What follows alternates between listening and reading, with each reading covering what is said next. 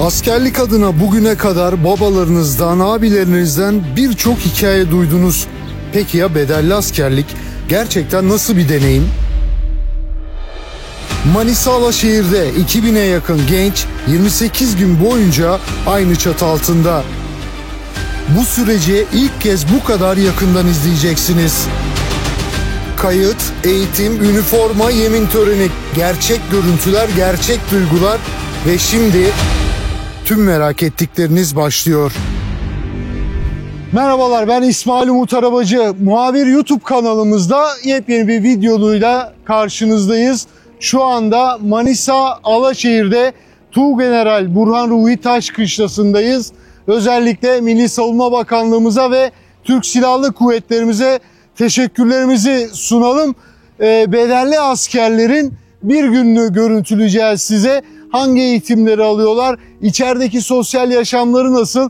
Aslında internette aratılan en çok sorulan soruların cevaplarını sizlere bu videoda anlatmaya çalışacağız. Şimdi bedelli askerlerin girişinden itibaren kışlaya neler yaşadıklarını bir bir anlatmaya başlıyoruz.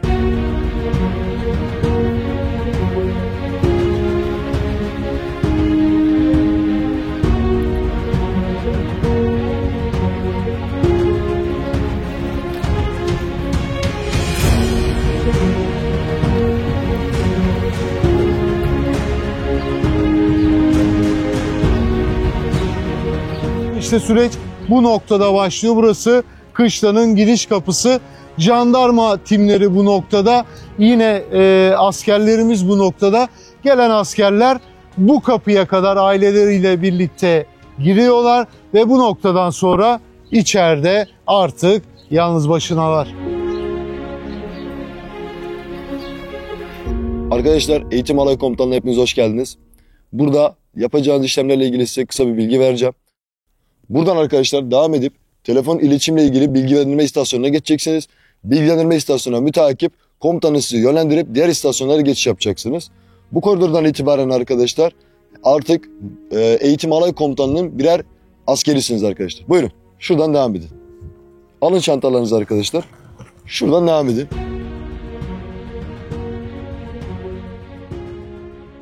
Arkadaşlar, Eğitim Alay Komutanlığı'na hepiniz hoş geldiniz. Sizlere iletişimle ilgili önemli hususlar hakkında bilgiler vereceğim. Öncelikle kışla içerisine akıllı cep telefonu sokulması yasaktır. Üzerinizde akıllı cep telefonu varsa ailenize teslim ediniz. Kısıtlı hattı bulunmayan tuşlu telefonlar kışla içerisine alınmayacaktır. Sizleri bir sonraki istasyon kimlik kontrol istasyonuna alalım. Buradan devam edelim arkadaşlar.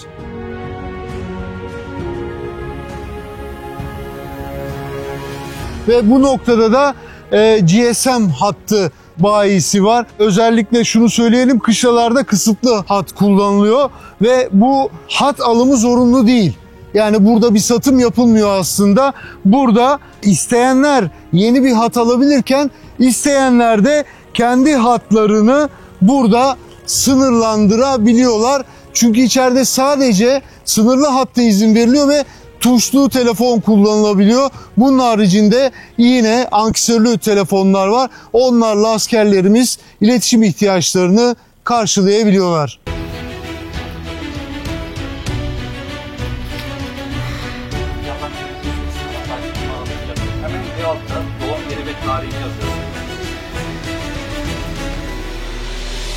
Ve şimdi de bir başka alandayız. Bedelli askerlerimiz şu anda kayıtlarını yaptırdılar ve bu alana geçtiler. Burada sağlık kontrolleri var, katılış muayenesi yapılıyor. İşte bu alanda da yine doktor ve görevli hemşire arkadaşlar var. Bu noktadan sonra sağlıkla ilgili herhangi bir sıkıntıları var mı, problemleri var mı, kullanacakları ilaçlar var mı?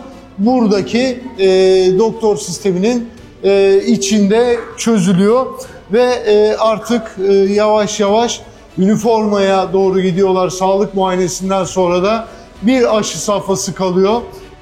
Toplu halde yaşayacaklar. Yaklaşık 2000'e yakın insan burada bedelli askerliğini yapıyor. O yüzden de toplum sağlığını ilgilendiren konular diyebiliriz. İşte burası da giyindirme odası. Şimdi burada neler var? Bunların hepsini size gösterelim. Bir bedelli asker geldiği zaman kışlaya aşı noktasından çıktıktan sonra işte buraya geliyor. Tıraş köpükleri, diş macunları, diş fırçaları, şampuan, tıraş bıçakları, sabun, kamuflajlar, botlar, bunların hepsi Türk Silahlı Kuvvetleri tarafından karşılanıyor ve hem kamuflajlarını, askeri kıyafetlerini hem de botlarını, postallarını, ihtiyaçları olacak her şeyi burada alıyorlar ve bu kapıdan da üniformalarını giymiş bir vaziyette çıkış yapıyorlar. Kamuflajlar giyildi, botlar bağlandı. Şimdi sırada en merak edilen bölüm var. Eğitim alanında neler yaşanıyor? Bedelli askerliğe gidecekler. Sizi nasıl bir tempo bekliyor? İlk selam, ilk yürüyüş, ilk silah eğitimi. Hazırsanız eğitim sahasına doğru ilerliyoruz. Akın komutanı, eğitim takımı yanaşık düzen eğitiminde bir subay, 36 bedeller, vuruş ve emirlerinize hazırdır komutanım. Teşekkür ederim. Ol.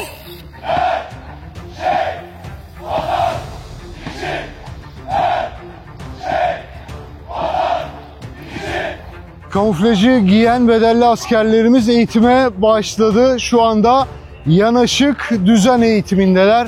Bu noktada birçok farklı manga oluşturulmuş durumda ve bu hatta selam verme, tekmil verme, yerinde dönüşler gibi birçok farklı eğitime tabi tutuluyorlar. Gökberk Gezer Antalya, emret komutanım. Gökberk aferin.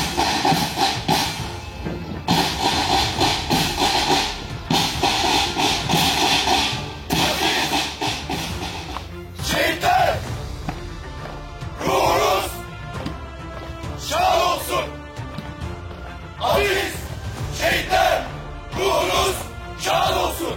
Aziz şehitler, ruhunuz şad olsun. Evet, yanaşık düzen eğitimini alan bedelli askerlerimiz arkasından teker muharebe eğitimi, onun sonrasında da atış öncesi mekanik nişancılık eğitimi alıyorlar. İşte o eğitimlerde bu gördüğünüz alanda veriliyor.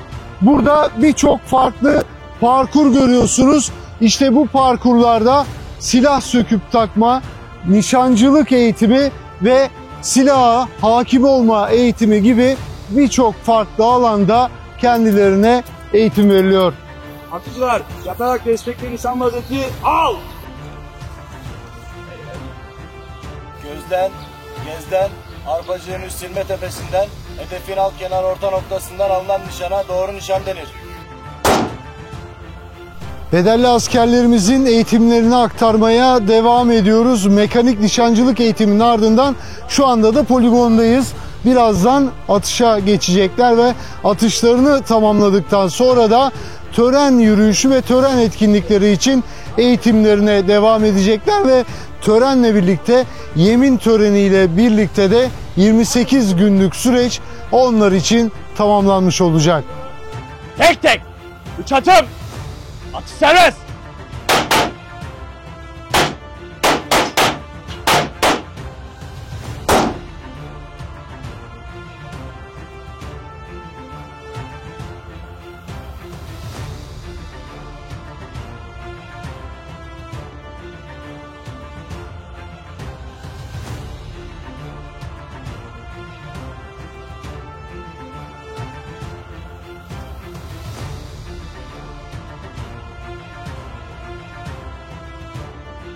Bedelli askerlerimize sadece temel askerlik eğitimi verilmiyor. Bunun dışında rehberlik, özlük hakları, sağlık gibi birçok alanda da özellikle bulundukları ortama daha rahat, daha iyi uyum sağlayabilmeleri için seminerler ve konferanslarda eğitimlerle birlikte düzenli olarak veriliyor. 28 gün boyunca sadece eğitim yok bu kışlada. Askerlik aynı zamanda sosyal bir deneyim. Sosyalleşmek için alanlar, bazen bir oyun, bazen bir çay sohbeti ve merak etmeyin, sevdiklerinizle iletişim kurabileceğiniz zamanlarda var. Eğitimler gerçekten yoğun ve ciddi anlamda da büyük performans harcıyorlar. Bunun için de tabii enerji gerekiyor. Enerjiyi de bu yemekte almaya devam edecekler. Yemek duası için. Kalk! Söyleyeceklerimi yüksek sesle tekrar et.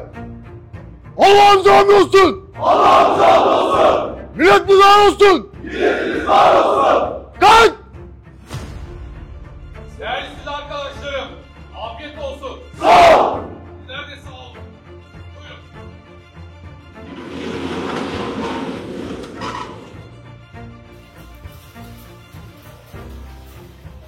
Evet, bedelli askerler için sadece yemekhane yok, kantin hizmetleri de üst seviyede. Bakın buradaki kantinde hamburger, pizza, köfte, döner birçok şey var. Zaman kısa ama anılar kalıcı. Burada arkadaşlıklarını da pekiştirmeleri adına bu tarz sosyal faaliyetlerde yoğun bir şekilde kışla da yer almış durumda.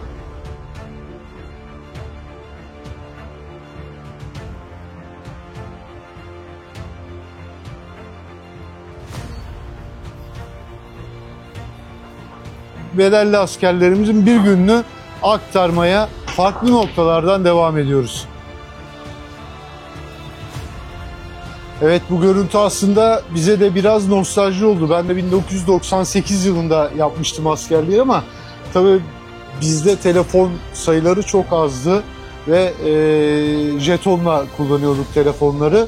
Burada mesai saatleri dışında Mehmetçikler tuşlu telefonları Askersel hattıyla kullanabiliyorlar. Tabii bu şekilde yine anksörlü telefonlar da kullanabiliyorlar ve bu noktada da iletişim ihtiyaçları karşılanmış oluyor. Evet, şu anda askerlerimiz istirahatteler. Kaan'la birlikteyiz. O da bedelli askerlerimizden biri. Evet Kaan, 28 günlük bir askerlik süresi var. Bedelli olarak askerliğini yapıyorsun. Neler kattı burası sana? Kesinlikle çok değerli ve dönüştürücü bir deneyim olduğunu düşünüyorum. Burada binlerce Türkiye'nin farklı bölgelerinden gelen arkadaşlarımızla beraber bir arada yaşama deneyimine sahip oluyoruz.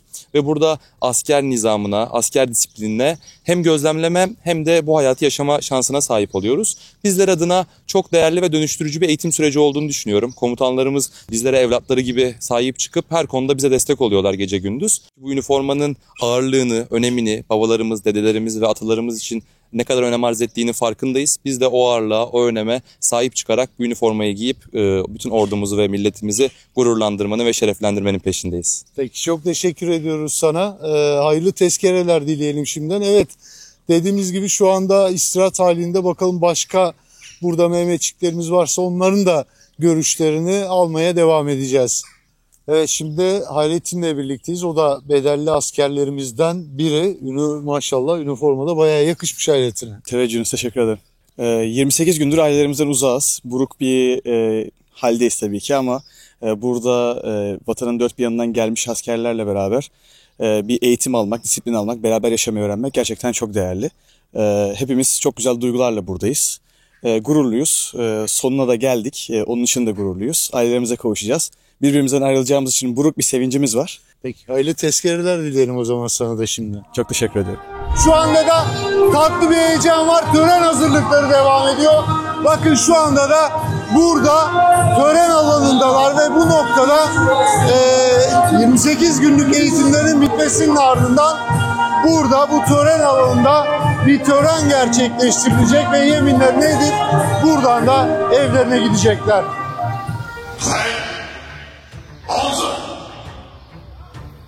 Esas duruş. Taramat. Binbaşı Okay, tören komutanım. Eğitim Alay Komutanlığı 4. dönem bedeller and içme töreninde görüş emirleriniz hazırdır komutanım.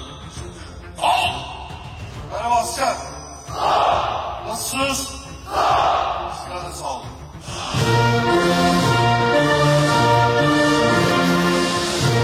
Sağ, sola, dön. Silah ve arkadaş, tut. Söyleyeceklerimi yüksek sesle tekrar et. Barışta ve savaşta. Barışta ve savaşta. Karada. Karada. Denizde ve havada. Denizde ve havada. Her zaman ve her yerde. Her zaman ve her yerde. Milletime ve cumhuriyetime. Millet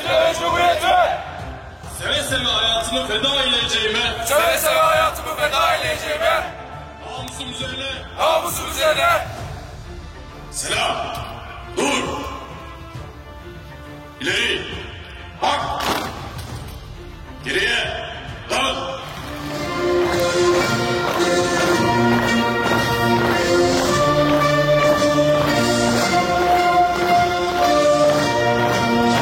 arkadaşlarım 4. dönem bedelli yerler adına bir atış yapıyorum.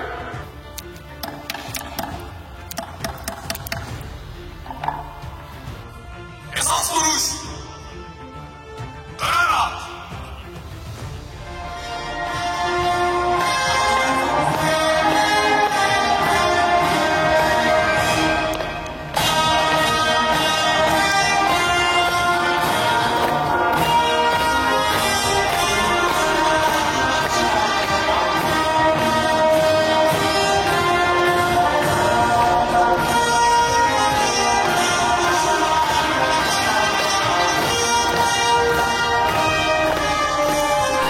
Manisa Alaşehir'de Tuğgeneral Burhan Ruhi Taşkışlası'ndaydık. Bir günümüzü bedelli askerlerimizle birlikte geçirdik. Hangi eğitimleri alıyorlar?